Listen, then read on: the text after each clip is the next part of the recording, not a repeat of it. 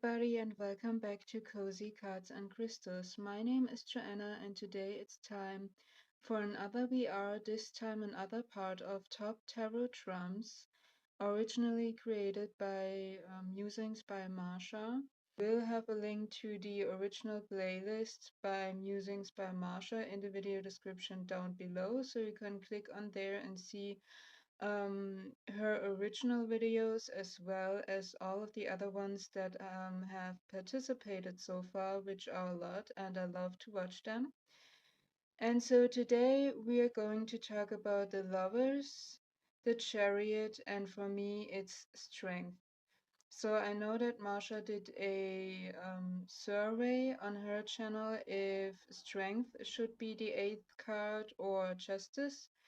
I know that justice won, but for me, in the position number 8, it's strength. It makes a lot more sense for me personally in the way I see the sequence of the cards.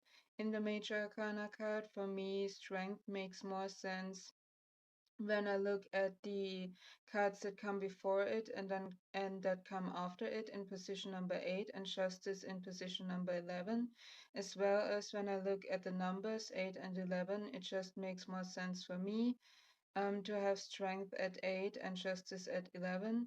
So I decided to break the rules a little bit here and put strength in number 8 instead of justice. Let's start with my favorite lovers cards. In at place number 5 is this one. This is from the Yuletide Tarot, and I just love it because it's cute and beautiful. I always have to think um, about the scene in Harry Potter where Harry kisses under the mistletoe and the mistletoe grows magically above them. And it's just a super kitschy, romantic, beautiful, dreamy fantasy idea and feeling and scene. It's not necessarily my favorite one in terms of symbology because or anything like that, because for me the lovers card is more about decision making and making a big life changing long term consequences kind of decision. And this scene right here is more focused on lovers, love, relationships, etc. But I just love the idea, that dreamy, kitschy scene right here. And sometimes we need a little bit of that dream fantasy land as well. In at place number 4 is the Lover's card from the Tarot of Vampyres. This is also more at first glance about a couple, about relationships and love relationships, because they're really sensual right here and personal and intimate.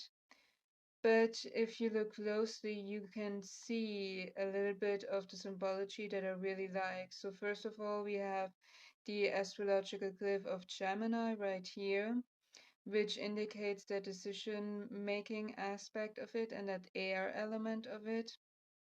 I love that we have the duality in terms of their necklaces, the green one and the red one, which in this deck is really cool because the Emperor card is all red and the Empress card is all green. And in here, they have changed the colors. So the male is wearing the green from the Empress and the female is wearing the red from the Emperor, which I really like that twist. I also love the red rose right here, so you get that sense of passion and beauty, but as well the thorns, so you get a sense of sometimes it is difficult to choose, it is a difficult thing, and it can hurt you as well, because when you choose something, when you make a decision, you choose something over the other. So there you lose an opportunity or something that you have to leave behind in order for the thing that you chose to come in or progress on the way that you chose to walk on. So I really like that. I love the thing that they have their eyes closed. For me, that talks about the trust in yourself, the trust in the other, the trust in whatever comes forth from your decision and the path you chose will be the right thing for you, or if not, it will have a reason, or you will learn something, you will still get something out of it. Because decision making, especially in the big decision making aspect, like the big life changing decisions, that really takes a lot of trust. So I really like that idea. And then the death head moth, that sense of transformation, an ending, a door closing, and another one opening, because the door that is opening is the door that you chose, but then you can't go through the other door. So that one is closing, or you have to leave something behind. Inner place number 3 is the Lover's card from the Moonchild Tarot. And I just really love this depiction. It is so beautiful. It is one of my favorite cards from that deck. There is not a lot of super really detailed symbology in here, but the ones that we are getting are gorgeous. I love that they are more like the silhouettes and they're filled up with the universe. So basically two universes are coming together, colliding. I love that they're like up to the knees or a little bit over the knees inside the water. So you get the sense that this is a decision where it's not only logic that is needed and reason, but also you have to stand behind your choice with your heart and soul as well. And there's a lot of emotions involved in there as well, which I really like.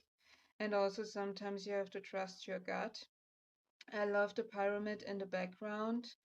That sense of, because you get the sense of a triangular shape here, the sense of growth, of progress, of something moving forward because of that, because they have made that decision and creating something new out of these two energies coming together, but also the sense of that spiritual connection with the pyramid being a really sacred spiritual sign as well, um, and also being something old. So something that lasts long, that is long-term decision making. Inner place number 2 is this one. This is from the Britt's Third Eye Tarot, and I really love that you can only see the two hands connecting here from the people, so that makes it gender neutral in first place. And it also can work in the sense that it's not necessarily a love relationship or a romantic relationship, but it can also be a business relationship, a friendship, a mentorship. And I also love these staircases here. Like, first off, we have one pathway forward, and then it splits up into two. And it goes in different directions at the top. And for me, the steps going up.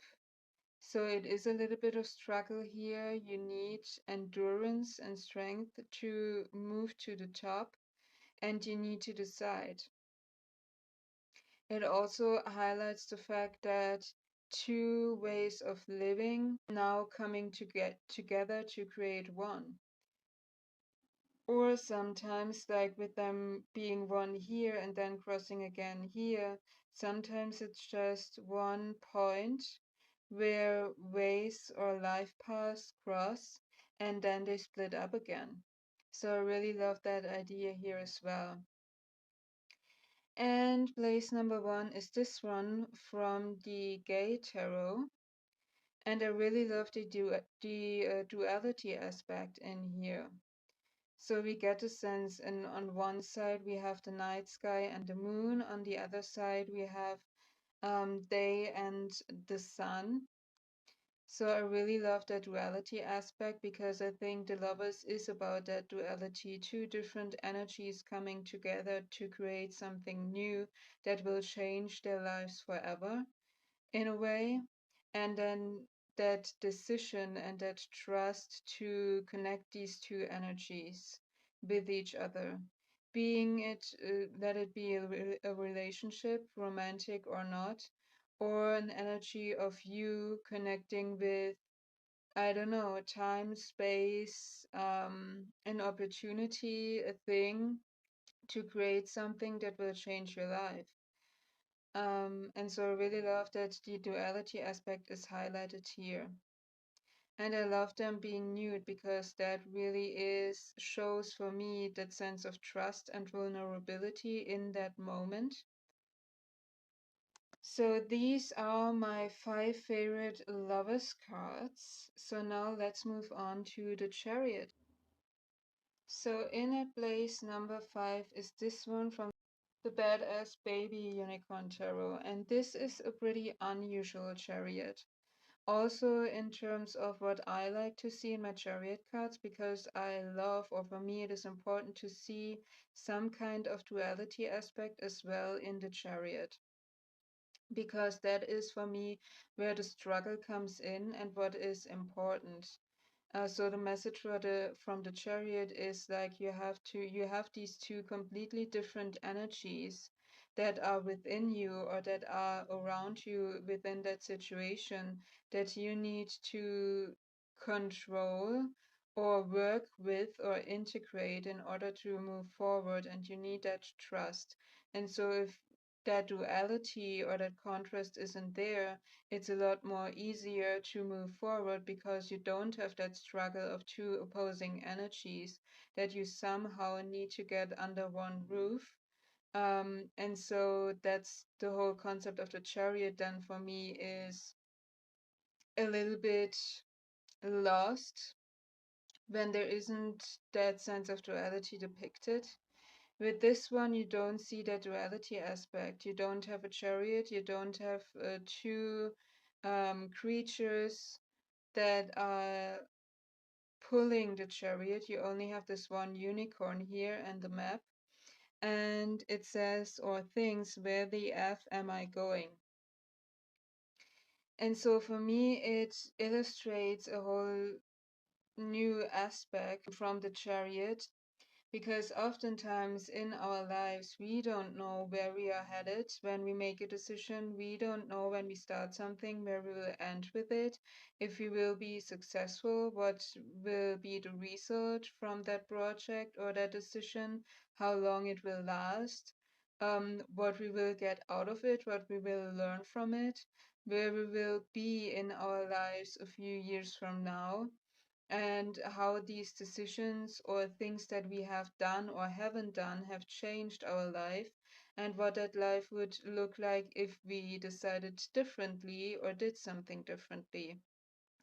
But in all that insecurity and not knowing and that fogginess of things, we still have to find trust and confidence in ourselves, in the universe, in the world, in order for us to move forward and to do something. And so I really love that this card depicts this right here. In at place number 4 is this one from Tarot Quantique, or the Quantum Tarot, I think it's called in English. And this is another different depiction that we would see normally or that we are used to seeing. But I love that Albert Einstein is on here because it really needs confidence, self-trust, and a belief in what you're doing and what you're thinking, even though or despite the fact that all of the other people might think that you're crazy or that you lost your mind, or that that thing that you're doing or that you want to do or that you believe in can't be true or can't be successful.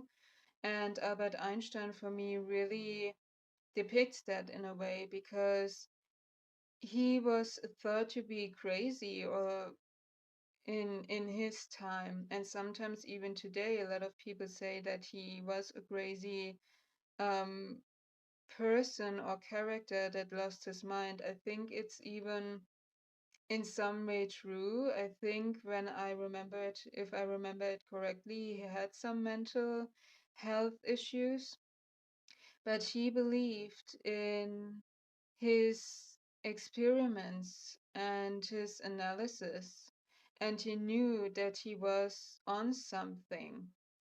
And so he followed through with it, but only because he believed in himself and he trusted his gut feeling and knew that he was on to something and gave AF about what other people thought and say, created a breakthrough in physics. And so I love that for the Chariot. In a place number 3 is the Chariot from the Mary L. Tarot. I really love that we have wolves instead of sphinxes or horses, because I'm a wolf person. Wolf is one of my spirit animals that I have a deep connection to. I love that we have 4 right here. Not only 2, but 4 that she has to manage. And I also love that we have an older person right here. And sometimes it needs a little bit more life experience in order for you to have built that trust in yourself. Leave behind the influences of society and give a shit about what they think. Also love that her chest is open, it's not covered up, and we have the heart chakra highlighted here. Because I think with the Chariot, for you to really be able to trust in yourself and to fully stand behind your choices and the way you chose to walk on and move forward, it has to be not only a logical thing, but first and foremost, it has to be something that you really stand behind in terms of it is a passion project from you, it is something that you love, that is important to you. And so, from that aspect or from that heart connection, there comes the trust. And there comes the importance and the endurance and the confidence in your choice and in your way of living and in your things that you do. Inner place number 2 is the Gay Tarot again. Again, we have 2 dogs, this time domesticated dogs. But I love that he walks them on a skateboard. So you really get a sense of speed.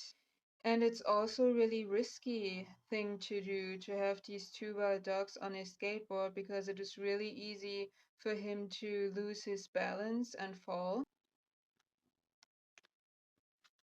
And in a place number 1 is the Chariot from the Muse Tarot.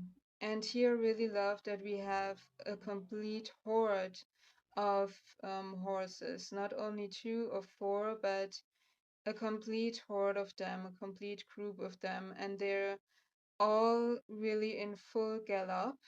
So they're really fast moving.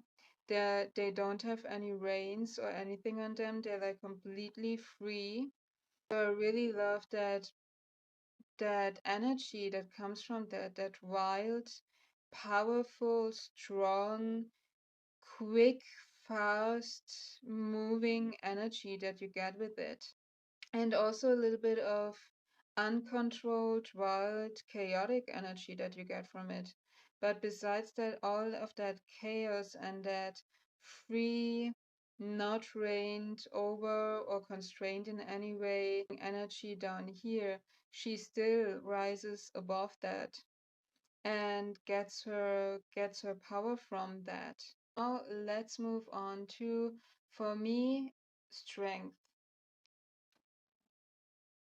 So inner place number 5 is this beautiful card. Let's focus. This is from the Lilly White Tarot. And I really love this one in particular because of the position of the lion. It's not sitting there, it's not standing there, it's really like turned on its back. So it really highlights that trust factor that comes with it, because animals only turn on their backs when they're trusting you enough. not only wild animals, but also dogs and cats. So for them, showing up their belly makes them a lot more vulnerable. So I really love that idea here, and I also love that you get a more playful energy as well. So that is that one. Inner place number 4 is this one from the Moonchild Tarot. And what I love about this one is that they are back to back. Also, for me, a really cool sign of trust. They're trusting themselves so much and they know themselves so well that they both feel comfortable and confident enough to turn their backs on each other without thinking that the other one might use that fact to attack the other person. Um, but they're also trusting to turn their backs on each other without thinking that they might lose or the other one might walk away, and when they turn back, then they're completely alone. So it's also a sense for me like they have their backs in the good and the bad and the ugly times, so to speak. He's cleaning his paw, and so he's minding his own business, she's minding her business, but they have their back. So when it comes to a situation where they really need each other, they know that they have each other and they will stand up and fight for each other and fight together as well. But they're not so dependent on each other that they can't do their own thing.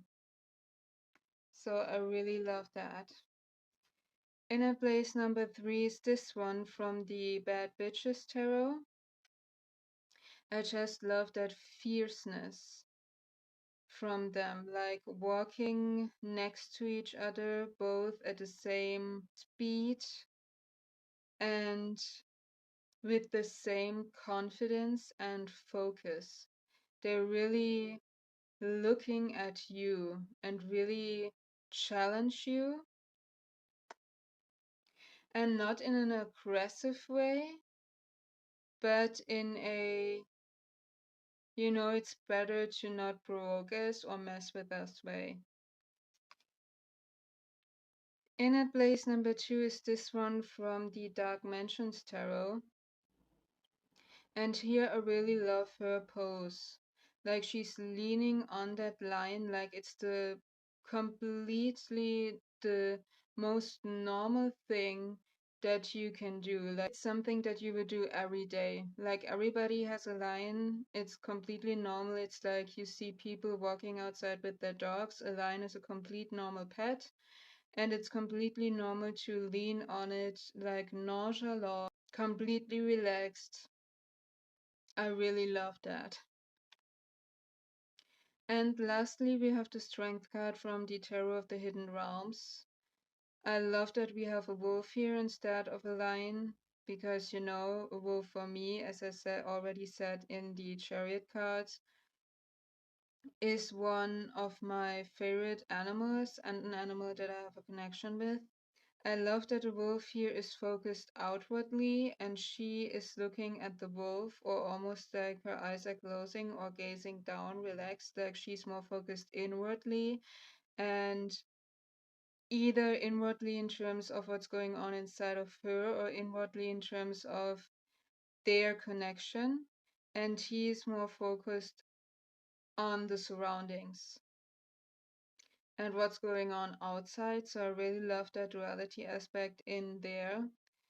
But they both are sitting there waiting, not really actively doing anything or fighting or attacking or whatever.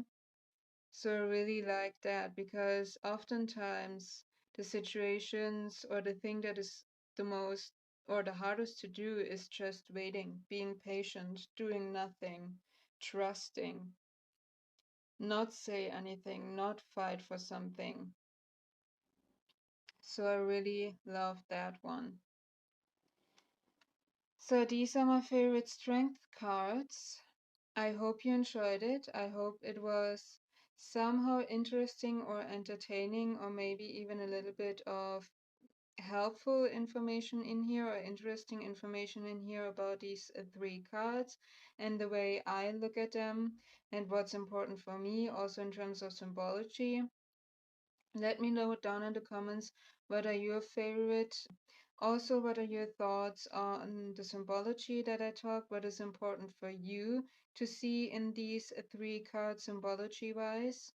And what are your thoughts on my picks? Also, if you haven't already, please subscribe so it helps you to not miss any of the new videos that are coming up on my channel. And until next time, you guys, thank you for taking the time on my channel to watch this video. I really appreciate it. And until next time, bye.